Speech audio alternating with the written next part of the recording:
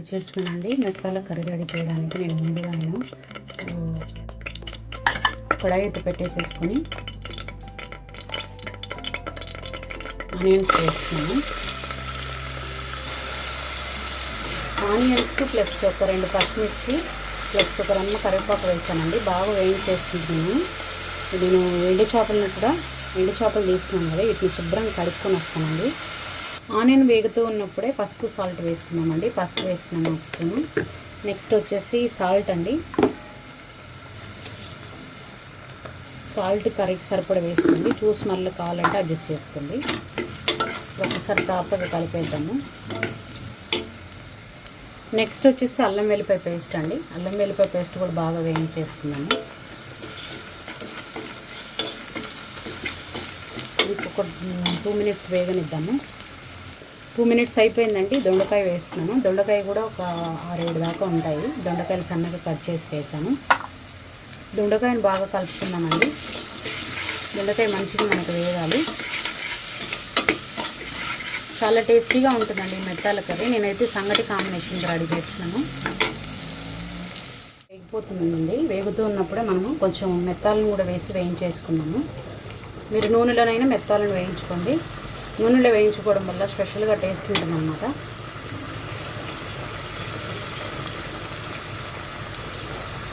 మెత్తాలు కొంచెం వేగినట్టు అయితే మంచి టేస్ట్ ఉంటుంది అన్నమాట మనకు కర్రీ అనేది.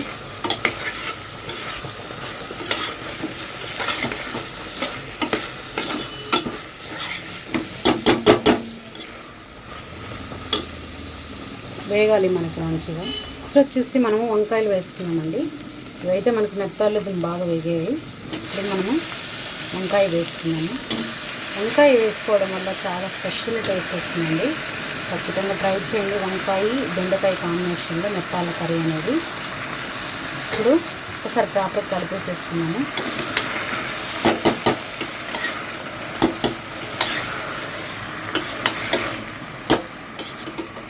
ఒక 2 మినిట్స్ మూత పెట్టి మగ్గనిద్దామండి. ఆ తర్వాత టమాటా వేద్దాము. ఇప్పుడు ఒక 2-3 మినిట్స్ అయితే బాగా మగ్గిపోయిందండి మన వంకాయ, మగ్గుతుంది. ఇప్పుడు ఈ మూమెంట్లో టమాటా కూడా వేసేసుకున్నాము.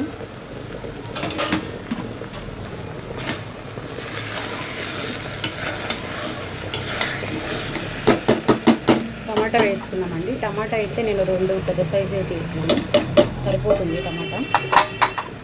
నెక్స్ట్ వచ్చేసి ఈ టమాటాతో పాటు ఎండు కొబ్బరి, ధనియాలు, జీలకర్ర అనమాట వేసి పట్టు పెట్టుకున్న పొడి ఇది, అది కూడా వేసేసుకోండి. నెక్స్ట్ కారము, ఎండు కారము. నెక్స్ట్ వచ్చేసి దీంట్లోనే ధనియాలు, జీలకర్ర, ఎండు కొబ్బరి ఉందండి. ప్లస్ నేను కొంచెం కారం వేస్తున్నాను. నెక్స్ట్ ఒకసారి ప్రాపర్గా కలిపేసి మూత పెట్టేద్దాము.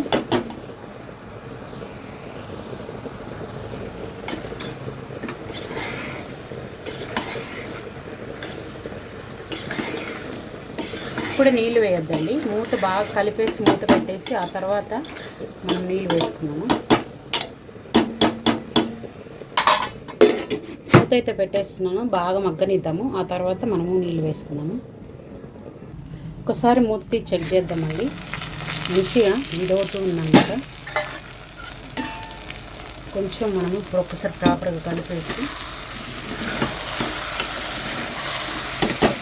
ఇప్పుడు వాటర్ వేసేసుకున్నాము. సంగటికి కాబట్టి కొంచెం చిక్కుగానే ఉండాలి.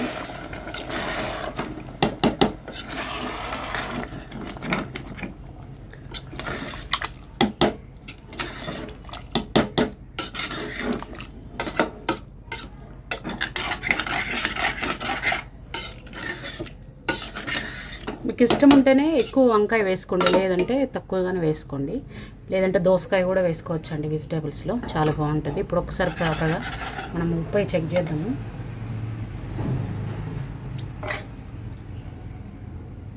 ఉప్పు కొంచెం పడుతుందండి, జస్ట్ కొంచెం అంత ఉప్పు వేస్తున్నాను. ఇప్పుడు ఉప్పు వేసేసి మూత పెట్టేద్దాం. ఒక్కసారి కలిపేసి మరలా 5 మినిట్స్ పూర్తి సిమ్లో ఉడికిద్దామండి. ఇవన్నీ వెజిటేబుల్స్ బాగా మగ్గిపోయి మంచి గుజ్జుగా తయారవ్వాలన్నమాట. అప్పుడు మనకి బాగా టేస్ట్ ఉంటుంది కర్రీ. మూత పెట్టేసి పూర్తి 5 మినిట్స్ పూర్తి సిమ్లో ఉడికిద్దాము.